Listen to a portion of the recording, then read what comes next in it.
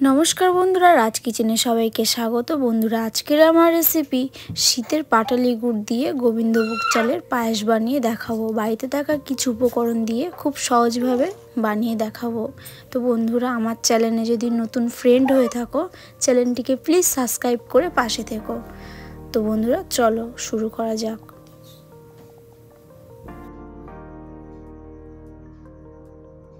गोविंदभोग चालेर पायेस करार जोन्नो आमि एखाने निये नियेछि गोविंदभोग चाल। तो चालटाके आमि 5 मिनिट भिजिए रेखे दिएछिलाम।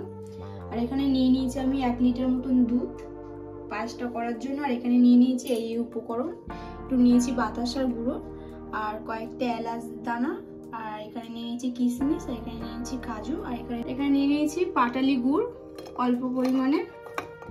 এই বাতাসার গুঁড়োটা নিয়ে দিলাম। একটা ননস্টিকের কড়া বসিয়ে দিয়েছি। দুধটাকে দিয়ে দেবো। দুধটা গরম হবে।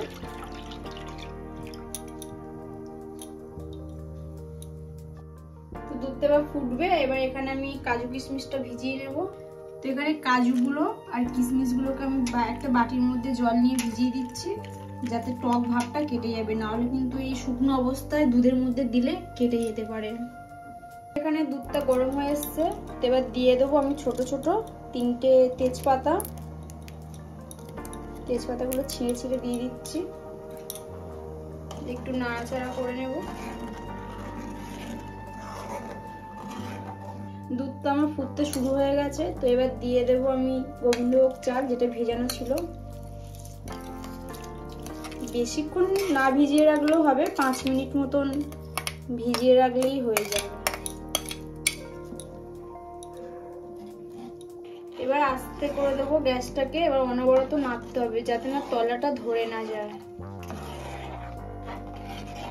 ছোট একটা হামানদিস্তার সাহায্যে আমি এই 4টে এলাচ ফাটিয়ে নেবো, একটু মানে থেঁতো করে নেব। তো এই ফাটানো এলাচগুলোকে দিয়ে দেবো। আবার একটু নাড়াচাড়া করে নেব। এখানে কিন্তু আমি এখন কোনো মিষ্টি অ্যাড করব না, তাহলে কিন্তু ভাতটাই হবে না। একদম প্রায় হয়ে আসবে পায়েসটা, তারপরে আমি বাতাসা এবং গুড়টা দিয়ে দেব।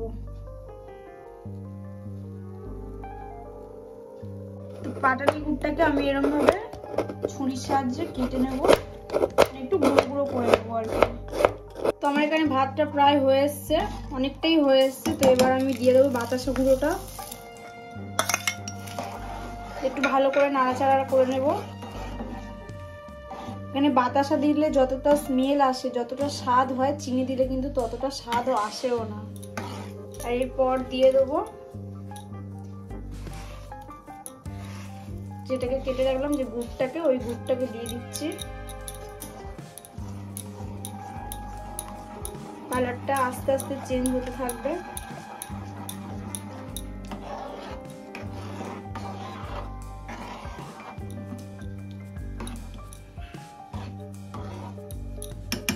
তো এটা এবার ফুটবে।